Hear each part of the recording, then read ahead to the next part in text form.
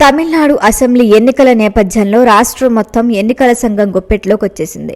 Model code of conduct అమల్లోకి రాగానే తమిళనాడు ప్రధాన ఎన్నికల అధికారి ఆర్జా పట్నాయక్ స్వేచ్ఛాయుత ఎన్నిక కోసం భారీ ఏర్పాట్లే చేశారు.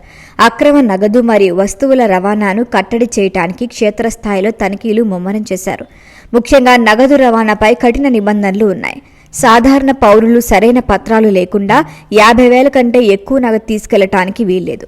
ఒకవేళ పరిమితి మించితే ఆ నగదును స్వాధీనం చేసుకుని జిల్లా స్థాయి కమిటీలు విచారణ చేపడతాయి. కేవలం భౌతిక నగదు మాత్రమే కాదు, అనుమానాస్పద డిజిటల్ మరియు యూపీఐ లావాదేవీలపై కూడా అధికారులు నిరంతరం నిఘా ఉంచుతున్నారు.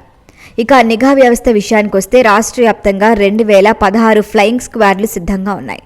మదురై లాంటి జిల్లాలో 10 నియోజకవర్గాలకి గాను భారీగా స్టాటిక్ మరియు వీడియో సర్వైలెన్స్ టీమ్స్ ని మోహరించారు.